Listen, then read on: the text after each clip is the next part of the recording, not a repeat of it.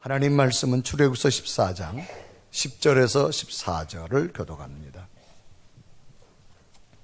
바로가 가까이 올 때에 이스라엘 자손이 눈을 들어본즉 애굽 사람들이 자기 뒤에 이른지라. 이스라엘 자손이 심히 두려워하여 여호와께 부르짖고 그들이 또 모세에게 이르되 애굽에 매장지가 없어서 당신이 우리를 이끌어내어 이 광야에서 죽게 하느냐?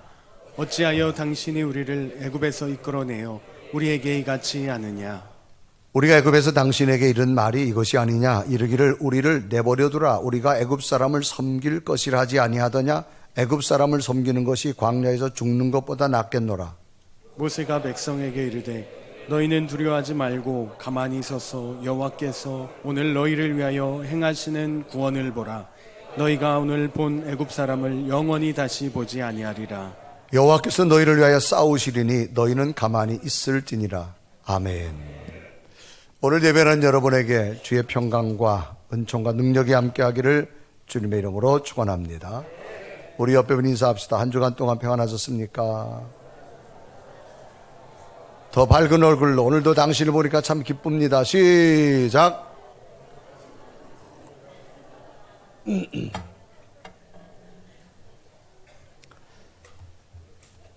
아멘.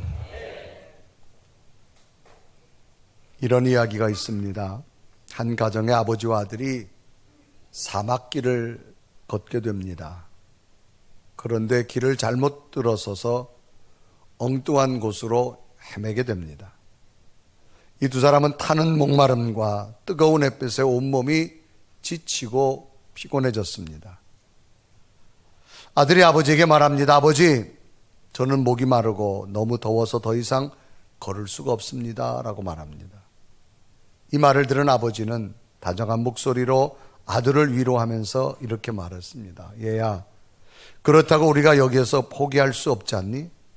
조금만 더 가면 오아시스가 나오고 사람 사는 곳이 나올 거야. 조금만 힘을 내자. 그렇게 말합니다. 그래서 아버지와 아들은 또다시 힘을 내어 길을 걷게 됩니다. 그런데 갑자기 두 사람 앞에 무덤이 나타났습니다. 아들은 이 무덤을 보는 순간 낙심이 되며 자신은 더 이상 걸을 수 없다고 이야기합니다. 아들은 주저앉으면서 아버지, 이것 좀 보세요. 여기 무덤 속의 사람도 우리처럼 길을 잃고 헤매다가 결국 죽고 말았잖아요. 아버지, 우리 이제 죽은 목숨이에요 라고 말합니다. 아들의 말을 들은 아버지는 아들을 어루만지면서 힘을 주면서 말합니다. 아들아, 여기에 무덤이 있다는 것은 우리가 곧 살 수 있는 거란다. 이곳 가까이에 사람들이 사는 마을이 있기에 이곳에다가 무덤을 만든 거란다. 그러므로 우리는 곧 살 수 있을 거야 라고 말합니다. 아들아, 한번 생각해 보렴. 이렇게 죽은 사람이 자신의 무덤을 만들 수 있겠니? 여기에 무덤이 있다는 것은 곧 마을을 만날 수 있다는 신호란다. 아들은 아버지의 말에 용기를 얻고 다시 걷기 시작해서 마침내 마을을 만나게 되었고 허기진 배를 채우고 갈증나는 목마름을 해결함으로 생명을 건질 수 있었습니다.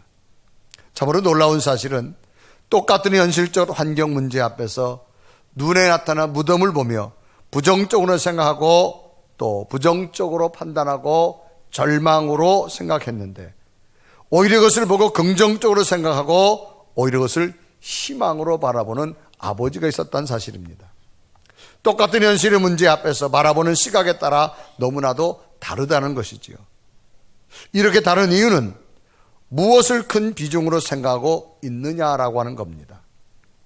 부정적 판단의 생각이 컸는가 아니면 긍정적 판단의 생각이 컸는가라고 하는 겁니다. 사람은 자신에게 주어진 현실의 문제의 판단을 크게 볼 것인가 아니면 작게 보시는가에 따라서 너무나도 다른 결과를 만들 수 있기 때문입니다. 그것은 사람은 크게 생각하는 쪽을 선택하는 확률이 높기 때문입니다. 그래서 많은 사람들은 모든 것을 판단하고 결정할 때는 득과 실을 저울질하여서 득이 큰 쪽을 선택하게 되어집니다. 정치를 하면서도 득과 실을 판단하고 경제를 하면서도 득과 실을 판단하게 되어지죠. 여러분, 모든 것은 다 좋을 수는 없습니다. 그러나 손실보다 득이 크다면 사람들은 선택하게 되어집니다. 우리가 일생을 살아가면서 경제에 돈을 법니다. 돈은 그냥 멀리지 않습니다. 내가 땀을 흘려야 됩니다. 노력을 해야 됩니다. 시간을 투자해야 됩니다. 그러다 보면 어느덧 내 몸도 많이 망가지게 됩니다. 그러나 경제적인 득이 크다 보니까 사람은 자기 몸이 망가지지 모르면서도 경제 생활을 하게 되어집니다. 모든 것은 득과 실을 사람들이 판단하게 됩니다. 한 예를 살펴본다면 국제사의 현실을 볼 수 있죠. 미국의 대통령 트럼프 대통령을 볼 수 있습니다. 세계를 지배하는 대통령이지요. 그런데 유독 이 트럼프 대통령이 아주 가슴속에 몰입하는 한 사람이 있습니다. 그 사람이 누구냐? 김정은입니다. 여러분, 세계적인 지도를 한번 펴놓고 보세요. 그 넓은 땅덩어리 대한민국 큽니까? 작습니까? 질문이 어려워서 대답을 못하시죠. 여러분, 세계적인 기도를 보는 대한민국이 얼마나 작은지요. 미국은 50개 주잖아요. 여러분, 미국 캘리포니아라고 하는 한 주가 대한민국 남한의 4배라니까요. 안 놀랄 줄 알았어, 하여튼. 여러분, 50개 중에 1개 주가 대한민국의 4배 정도 되니 여러분, 얼마나 땅이 넓은 땅이에요. 그런 넓은 땅의 대통령, 세계 여러분 지도자 아닙니까? 그런 사람이 이 세계 땅덩어리 가장 좁은 그것도 반으로 나누어진 북한의 김정은에게 관심을 쏠리고 있는 이유가 뭘까요? 정치적으로 분석하는 거죠. 저 김정은 북한이 내게 정치적으로 득이 되냐, 실이 되느냐. 득이 된다라고 생각하기 때문에 계속적으로 이 김정은을 만나서 어떻게 타협하고 어떤 해결점을 찾아보려고 하는 거 아닙니까? 정치적 협상을 계속하는 겁니다. 우리 인간은 모든 삶 가운데 득과 실을 계산합니다. 득이 되는 쪽은 선택하고 손실이 되는 쪽은 선택하지 않습니다. 무엇을 더 크게 보느냐는 거죠. 오늘 성경 본문도 이런 내용입니다. 이스라엘 백성들은 하나님의 기적을 목격하고 애굽에서 대탈출하게 됩니다. 그런데 이제 애굽에 나와서 홍해바다 앞에 서 있습니다. 그런데 똑같은 환경에 있는데 백성들의 모습과 지도자 모세의 모습이 너무 다르다는 겁니다. 백성들은 이구동성으로 원망합니다. 그런데 모세는 희망을 선포합니다. 그 희망은 하나님이 또 도와주실 거라는 겁니다. 애굽이라는 나라는 강대국입니다. 히브리인들을 430년 동안 노예를 데리고 있던 사람들입니다. 그런데 하나님께서는 하나님의 능력으로 430년 동안 노예 생활하는 하나님의 백성을 바로를 꺾고 끄집어냅니다. 이때 장면을 출애굽기서 12장 40절은 기록하죠. 이스라엘 자손이 애굽에 거주한 지 430년이라. 41절을 보면 430년이 끝나는 그날에 여호와의 군대가 다 애굽 땅에서 나왔은즉라고 말합니다. 이스라엘 민족 역사에 430년 동안 노예 생활하다가 해방되시니 그 감동 얼마나 크겠습니까? 그런데 히브리인들의 노력으로 나온 거 아니에요. 전적으로 하나님의 도우심이었습니다.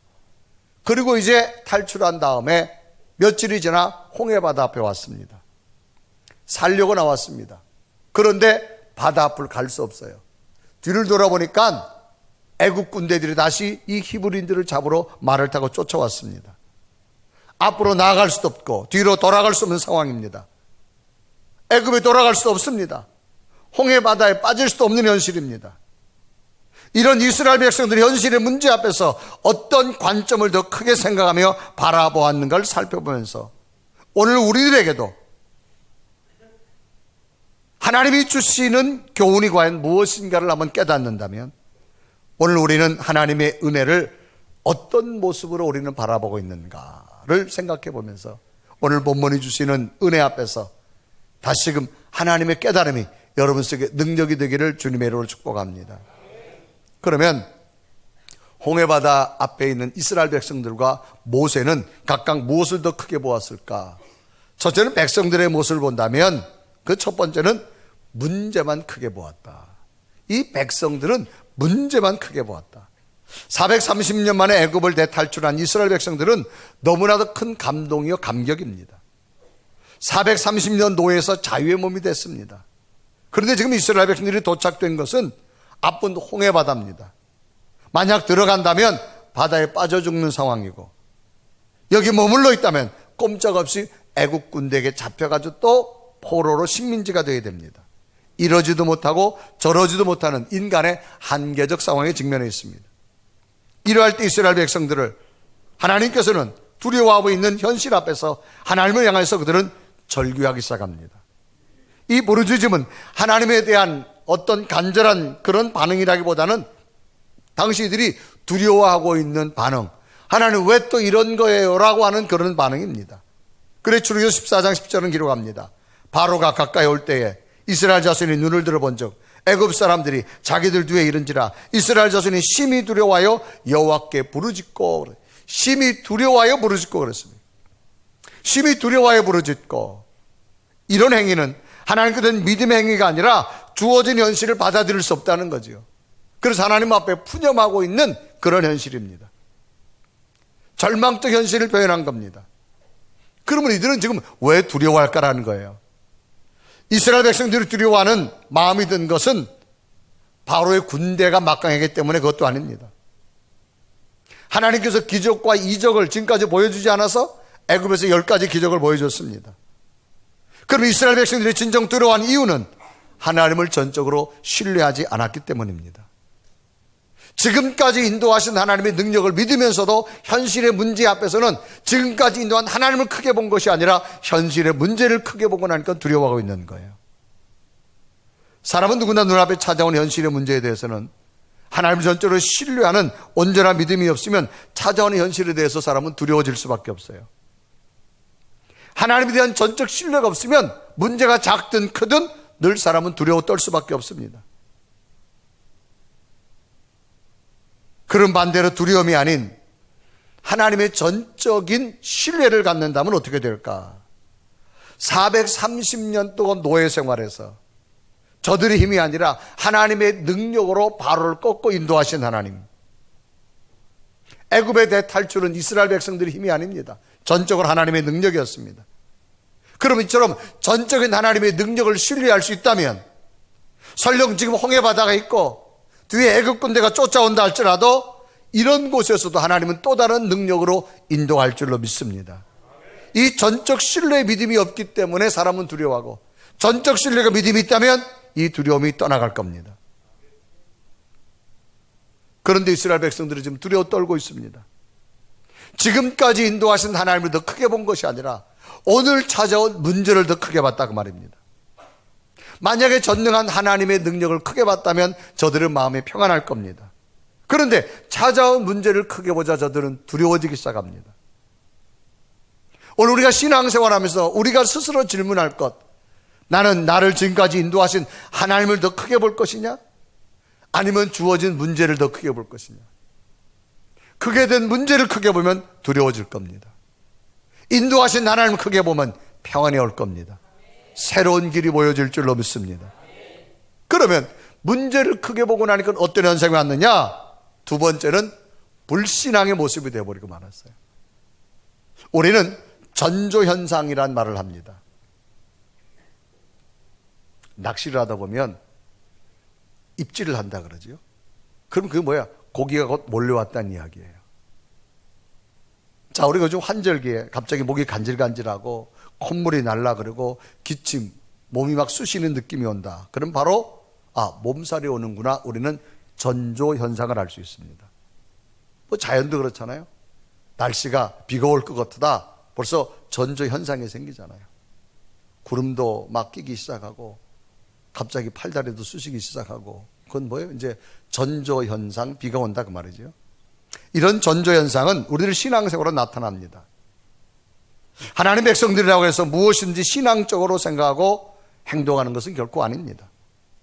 믿는다고 하면서도 신앙은 불신앙적으로 생각하고 행동하는 경우가 많이 있다는 거죠. 그렇기 때문에 우리들도 영적으로 승리자가 되기 위해서는 자신도 모르게 드러나는 이 불신앙의 증거들을 제거해야 됩니다. 나도 모르게 나타나는 이 전조 현상들을 없애야 된다는 겁니다.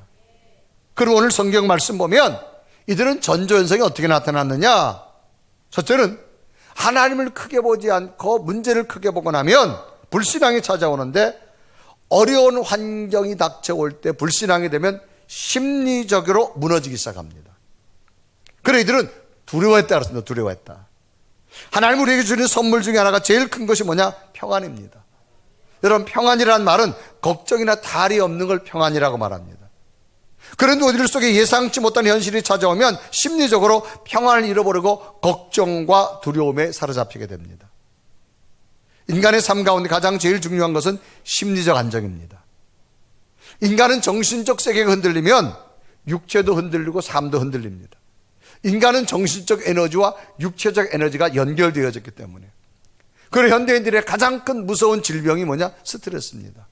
정신적으로 충격을 받으면 그게 바로 몸으로 온다 이 말이지요. 오늘 성경에 보면 바로가 가까이 올 때에 백성들의 심리적인 반응을 소개합니다. 바로가 가까이 왔다는 말은 예상하지 못한 일이 왔다 그 말입니다. 자, 이들이 어떻게 됐을까? 오늘 출애굽기 4장 10절에 기록하죠. 바로가 가까이 올 때에 이스라엘 자손이 눈을 본즉 애굽 사람들이 자기 뒤에 이른지라 이스라엘 자손이 심히 두려워하여 그렇습니다. 여기 뭐 심히 두려워했다. 여러분, 두려웠다는 말은 뭐예요? 어떤 대상을 무서워하여 마음이 불안하다. 어떤 대상을 보고 마음이 불안한 걸 두려워하다. 심이란 말은 정도가 지나치다. 그러면 정도가 지나치게 저들이 지금 불안에 떨고 있습니다. 자신들이 어려운 상황이 찾아오자 심리적 불안감이 이들에게 찾아온 현실을 말합니다. 여러분, 믿음이 없으면 제일 먼저 찾아오는 건 뭐예요? 평안을 잃어버려요. 평안을 잃어버리면 찾아오는 것은 뭐냐? 불안감입니다. 왜? 하나님이 나와 함께한다고 믿어지지 않기 때문에. 두 번째는 언어가 거칠어집니다. 오늘 본문을 보면 이스라엘 백성들은 자신에게 닥쳐진 현실 앞에 저들의 입에서 나오는 말이 거칠어지며 함부로 말하기 시작합니다. 원망의 말이 쏟아집니다. 왜 우리를 광야에서 이끌어내서 죽게 하느냐 그 말입니다. 하나님은 살리려고 저들을 이끌어냈는데 왜 죽게 하느냐고 말합니다. 또 죽은 다음에 매장지가 없어서 여기까지 와서 우리를 데려와서 묻으려고 하느냐. 그래서 출애굽기 14장 11절에 기록하죠. 그들이 또 모세에게 이르되 애굽에 매장지가 없어서 당신 우리를 이끌어내 이 광야에 죽게 하느냐? 어찌하여 당신 우리를 애굽에 이끌어내어 우리를 이와 같이 하느냐? 하나님에 대한 무시가 나오고요, 영적인 무지의 말이 막 쏟아집니다. 하나님을 무시합니다. 우리가 애굽 사람 섬기겠다. 아니, 하나님은 하나님 섬기라고 애굽에 노예 생활을 저들이 이끌어냈는데 애굽 사람을 섬기겠다는 겁니다. 또 무지한 말이 나옵니다. 하나님 섬기는 것보다가 애굽 사람 섬기는 게 낫겠다는 거예요. 그래서 출애굽기 14장 12절에 기록하죠. 우리가 애굽에서 당신에게 이른 말이 이것이 아니냐? 이르기를 우리를 내버려 두라. 우리가 애굽 사람을 섬길 것이라 하지 아니하더냐? 애굽 사람을 섬기는 것이 광야에서 죽는 것보다 낫겠다. 여러분, 인간은 언어를 가지고 있습니다. 언어는 뭐 자기 표현입니다. 사람은 자기를 표현하는 여러 가지 모습이 있죠. 동작도 있을 것이고 표정도 있을 것이고 가장 정확한 게 뭐냐? 언어입니다. 언어. 이번에 우리가 은혜 캠프 가면서 교구별로 이렇게 그 게임 중에 하나가 5명 이렇게 쭉 서가지고 그 TV에 많이 나오는 게 있잖아요. 말은 하지 않고 제일 앞에 사람이 뭘 이렇게 주면 그럼 그 다음 그걸 이제 행동으로 옮겨주는 거예요. 그러면 끝에 가면 이상한 현상이 많이 나타나잖아요. 그러니까 그게 계속 바뀌어. 몸 동작이 막 바뀌어가지고 그거 맞추기가 잘 쉽지 않습니다, 여러분. 왜? 사람은요, 가장 정확한 표현가 언어입니다, 언어. 그런데 말을 하지 말라는 거예요. 근데 말을 하면 쉬운데. 그런데 사람은 언어가 어떤 언어가 나오냐 그 말입니다. 우리 인간의 내면의 것을 가장 정확히 표현할 수 있는 게 언어입니다, 언어. 신실한 말이 나오느냐, 은혜의 말이 나오느냐, 이게 참 중요합니다. 그러니까 그 사람의 언어를 들어보지요, 그 사람의 믿음이 나옵니다. 그 사람의 인격이 나옵니다. 그 사람의 삶이 다 나옵니다. 언어로 보면 그 사람이 보이지 않는 부분들이 다 나오기 시작합니다. 그렇기 때문에 이 언어가 얼마나 중요한지 야고보서 3장 2절에 말합니다. 우리가 다 실수가 많으니 만일 말에 실수가 없는 자면 곧 온전한 사람으로 능히 온몸도 굴레 씌우니라. 이 언어의 실수. 그런데 이 백성들은 지금 언어가 거칠어졌어요. 하나님은 저들을 살리려고 애굽에서 구원해냈는데 저들이 하나님을 전적으로 신뢰하지 못하니 불신앙이 나와가지고 심리적으로 불안하니까 막 언어가 막 쏟아지는 겁니다. 원망과 불평이 막 쏟아지는 겁니다. 하나님에 대해서 무지한 말을 하고 하나님으로부터 인격적인 모독을 당할 만큼 하나님에 대해서 막 이야기합니다. 여러분, 우리가 신앙의 삶을 살면서 꼭 지켜야 될 것, 좋은 언어를 지키시기를 바랍니다. 독일의 물리학자 있죠? 알버트 아인슈타인이라는 유명한 물리학자. 한 제자가 찾아왔어요. 교수님, 위대한 과학자가 될 수 있는 비결이 무엇입니까? 라고 묻습니다. 그때 교수님 말합니다. 입을 적게 움직이고 머리를 많이 움직여라. 입을 적게 움직이고 머리를 많이 움직여라. 자신의 일에 골몰하는 사람은 말을 많이 하지 않는다는 말입니다. 일에 골몰하지 않는 사람들 눈에는 타인의 흉만 보이기 시작합니다. 그리고 타인을 향해서 나쁜 소리만 한다 그 말입니다.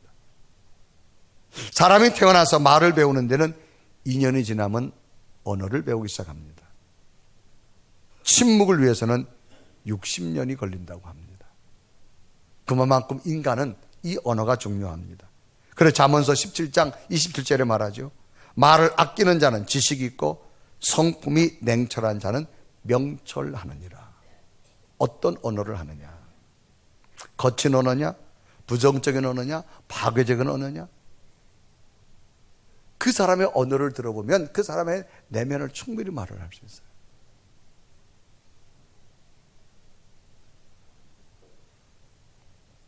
어저께는 목사님들 가운데 단체 카톡하는 가운데 한 교회가 새가족 환영회를 마치고 단체 카톡을 올렸어요. 그러면서 자기들이 이제 10회째 새가족 환영회를 마쳤대요. 그런데 한 번에 새가족을 할 때마다 지금까지 평균 150명 정도를 했답니다. 그러니까 10회를 했으니까 약 1,500명 정도를 했죠. 그걸 하고 나서 설문조사를 설문 왜 당신이 우리 교회를 오게 됐느냐. 첫째는 교회들이 전도를 열심히 한다는 거예요. 두 번째는 뭐냐? 굉장히 친절하다는 거예요. 그래서 저한테 카톡이 왔는데 그 카톡 내용이 보면 그 친절이 말이 이 교회는 징하게 친절해요. 징하게 친절하다는 거예요. 여러분, 이 친절, 이게 어디서부터 나옵니까? 언어에서부터 나옵니다. 복음을 전하는 거 언어에서부터 나옵니다. 여러분, 전도하는 거 결코 짐이 아닙니다. 하나님이 우리에게 새 힘인 줄로 믿습니다. 여러분, 자식 키우는 게 짐입니까? 힘이잖아요. 여러분, 복음을 전하는 거 결코 짐이 아닙니다. 여러분, 복음을 증가해서 새 가족이 잘 양육된다. 얼마나 힘나는 줄 아세요? 자녀들이 커가는 거 보면 힘나듯이. 그래서 자기 표현 언어로 여러분 복음을 증거하고 상대에게 친절해 주는 것, 이게 정말 중요한 겁니다. 아멘. 여러분, 친절한 공동체를 만들었으면 좋겠어요. 그래서 백성들은 주어진 현실 앞에 마음이 다 무너져 버리고 언어가 거칠어졌어요. 그런데 똑같은 현실에서 모세의 모습은 어떻게 됐느냐? 그는 하나님을 크게 보았습니다. 똑같은 장소, 똑같은 현실입니다. 백성들은 큰 문제가 보니까 두려워하고 하나님에 대해서도 막 인정하지 않고 원망의 소리를 쏟아내는데 모세는 걱정 없다는 거예요. 지금까지 인도하신 하나님, 이곳에서도 새로운 일이 일어나게 될 줄로 믿습니다. 그래서 모세가 뭐랍니까? 하나님이 구원을 보라는 거예요. 그래서 모세가 외쳤죠. 여러분, 두려워하지 마세요. 오늘 하나님께서는 또 다른 일을 우리에게 이루실 겁니다. 그래 출애굽기 14장 13절에 이르가죠. 모세가 백성에 이르되 너희는 두려워하지 말고 가만히 있어서 여호와께서 오늘 너희를 위해 행하시는 구원을 보라. 너희가 오늘 본 애굽 사람을 영원히 다시 보지 아니하리라. 그러면서 14절에 뭐라 말합니까? 우리 다 같이 읽습니다. 시작. 여호와께서 너희를 위하여 싸우시리니 너희는 가만히 있으라고 말합니다. 하나님이 지금까지 인도하셨고 하나님이 지금까지 인도하셨는데 앞으로도 하나님이 하실 거라는 거예요. 그러니까 너희들이 된다 안 된다 말하지 말라는 거예요. 가만히 있으라고 말합니다. 두려워하지 말라고 말합니다. 이 진퇴양난의 상황에서 이스라엘 백성들은 할 수 있는 일은 아무것도 없었습니다. 자기들이 홍해를 건널 수도 없고 애국 군대를 물릴 수도 없었습니다. 그러니까 하나님이 일하시는 걸 보라는 거예요. 그래서 14절에 말하잖아요. 여호와께서 너희를 위해 싸우시리니 너희는 가만히 있을지어다. 여호와께서 함께 하신다는 겁니다. 너희는 가만히 있으라는 겁니다. 사람은 무엇을 크게 보느냐가 중요합니다. 똑같은 현실적 상황에서 백성들은 문제를 크게 보자 마음이 무너지고 불신앙의 사람이 되어버렸는데, 모세는 하나님을 크게 보자 하나님의 능력을 선포하며 하나님의 새로운 일들을 보게 된 줄로 믿습니다. 어찌할 수 없는 현실적 상황에 서 있었던 이 모세의 짧은 외침, 오늘도 문제 앞에 좌절되어 있는 오늘 우리들의 신앙에 새로운 도전이 되기를 바랍니다. 하나님께서 너희를 위하여 싸우시리라. 여러분, 이 말이 오늘 우리에게도 들려주는 주의 음성이 됐으면 좋겠어요. 포기할 수밖에 없는 상황이었지만 모세는 하나님을 크게 보았고, 이 모세의 짧은 외침은 끝내는 하나님께서 일하심을 만들었는데 정말로 홍해바다가 갈라지고 애국 군대가 다 죽는 것을 저들 눈으로 하나님이 일하심을 보게 됩니다. 그래 출애굽기 14장 21절에 이르가지요. 모세가 바다 위로 손을 내밀매 여호와께서 큰 동풍이 밤새도록 바닷물을 물내게 하시니 물이 갈라져 바다가 마른 땅이 된지라. 또 30절에 보면 그날에 여호와께서 이같이 이스라엘 애굽 사람의 손에서 구원하심에 이스라엘이 바닷가에서 애굽 사람들이 죽어 있는 것을 보았더라. 하나님은 우리가 선포한 대로, 우리의 믿음을 가진 대로 하나님께서는 이루어 주실 줄로 믿습니다. 여러분, 신앙과 불신앙은 먼 곳에 있는 것 아닙니다. 우리와 속에 함께 계십니다. 신앙은 모두 있는데 무엇을 어떻게 크게 보에 따라서 신앙의 모습이 달라진다는 겁니다. 오늘도 하나님이 우리에게 원하시는 것은 두려워하지 말라는 겁니다. 하나님을 크게 보십시오. 하나님은 여러분과 함께 하실 줄로 믿습니다. 어느 전쟁을 진두지휘하던 장군이 적군과 전쟁을 하다 그만 포위가 됐습니다. 적군은 아군의 10배입니다. 이제 병사들의 사기는 땅에 떨어졌습니다. 이제 포위가 된 데다가 자기들의 군사력보다가 오히려 적이 10배가 많습니다. 이제 살 수 있는 희망이 없습니다. 이제 진두지휘하는 장군은 병사들을 독려한 후에 하나님께 기도하지요. 하나님 도와주시옵소서. 기도를 마친 이 장군은 주머니에 있는 동전을 꺼냅니다. 그리고 병사들에게 이런 말을 합니다.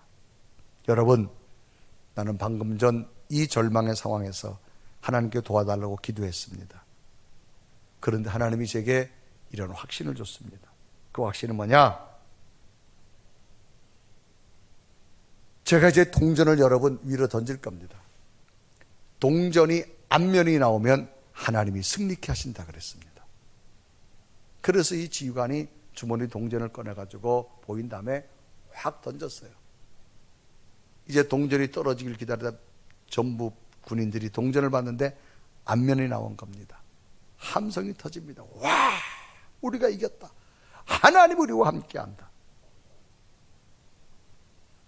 결국은 그 전쟁에서 승리했습니다. 장군의 말대로 그들은 최선을 다해서 전투에 맺고 마침내 승리를 이끕니다. 이제 전쟁 승리의 자축의 자리에서 장군은 자기가 던졌던 동전을 꺼내고 병사들을 보여줬습니다. 그런데 그 동전을 본 병사들이 입을 다물지 못하고 놀라는 겁니다. 그 동전은 양쪽 다 앞면이었습니다.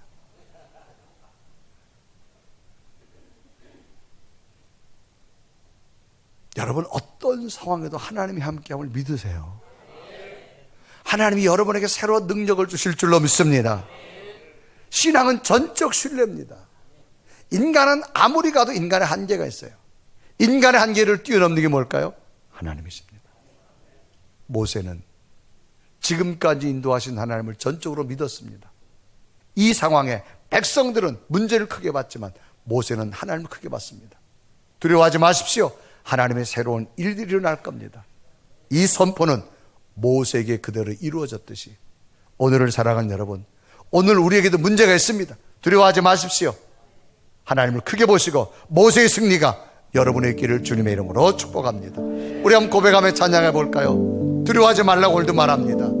염려하지 말라고 말합니다. 왜? 하나님이 함께하기 때문인 줄 믿습니다. 우리 한번 고백하며 찬양합니다. 두려워 말라 어린 양이여 땅과 하늘의 권세 잡으니 널 찾아내어 안보하시리니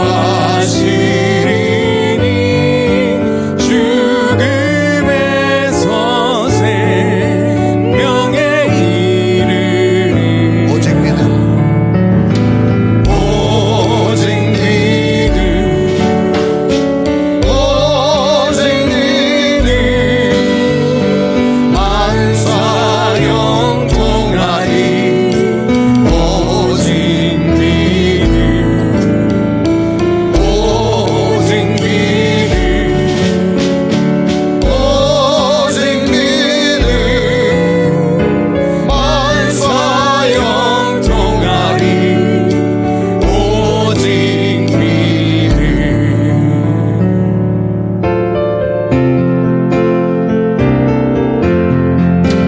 대산을 넘어 언곡에 가도 빛 가운데로 걸어가면 주께서 항상 지키시기로 약속한 말씀 변치 않네. 하늘의 영광 하늘의 영광 나의 방송에 자고도 멈춰 할렐루야를 힘차게 불러 영원히 주 하늘의 영광, 하늘의 영광, 하늘의 영광 하늘의 영광 나의 맘속에 자고도 넘쳐 할렐루야를 힘차게 불러 영원히 주를 찬양하리. 우리 함 다 같이 두 눈을 감으시고 오늘 우리의 모습을 되새겨봅니다. 오늘 주신 말씀, 오늘 지금 내가 백성들처럼 홍해바다 앞에 있습니다. 뒤에 애굽 군대가 곧 잡으러 옵니다. 이럴 수도 없고 저럴 수도 없는 상황이 있다면 포기하지 마십시오. 눈을 들어 하나님을 보십시오. 하나님은 새로운 길을 주실 줄로 믿습니다. 그런 우리는 문제를 크게 보니까 원망을 먼저 쏟아냅니다. 불평을 쏟아냅니다. 절망을 쏟아냅니다. 지금까지 인도하신 분이 하나님이라 믿으신다면 앞으로 펼쳐질 기적도 믿으십시오. 모세는 말합니다. 두려워하지 말라고 말합니다. 하나님은 오늘 본 애굽 사람들 너희들이 다시 보지 못하게 할 것이고 기적을 준다는 겁니다. 정말로 성경은 홍해가 갈라지는 걸 보여주었고 애굽 사람들이 다 죽어가는 것을 저들에게 보여주었습니다. 불평한 자들과 역사하지 않았습니다. 하나님을 크게 본 모세와 함께 하신 하나님 우리에게 이런 믿음을 주시옵소서. 내 삶에 어떤 절망과 좌절이 왔다 할지라도 두려워하지 말게 하시고 오늘도 홍해바다 앞에 좌절하는 백성들에게 주신 말씀, 하나님 내가 듣겠습니다. 두려워하지 말라, 염려하지 말라, 내가 너와 함께하리라. 하나님 이 믿음을 붙들고 우리 삶 속에 다시 하나님을 크게 보고 승리하는 내 믿음이 해달라고 우리 간절한 모습으로 고백하며 기도드립니다.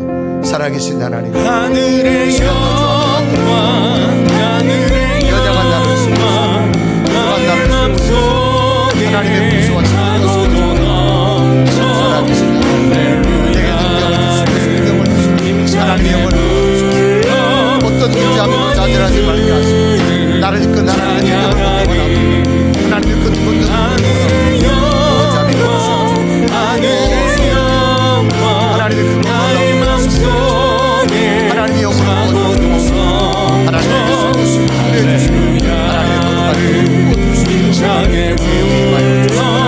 영원히 주를 찬양하리. 살아계신 하나님, 오늘도 우리가 깨닫습니다. 내게 주신 말씀, 지금까지 인도하신 하나님을 믿는다면 앞으로 인도하는 하나님 내가 믿겠습니다. 문제를 크게 보지 않겠습니다. 하나님을 크게 보겠습니다. 하나님을 크게 보고 지금까지 인도한 그 놀라운 능력이 홍해바다가 갈라지며 애국 군대를 멸하는 하나님의 기적이 우리 삶 가운데 일어나게 하여 주옵소서. 예수 그리스도의 이름을 간절히 기도드리옵나이다.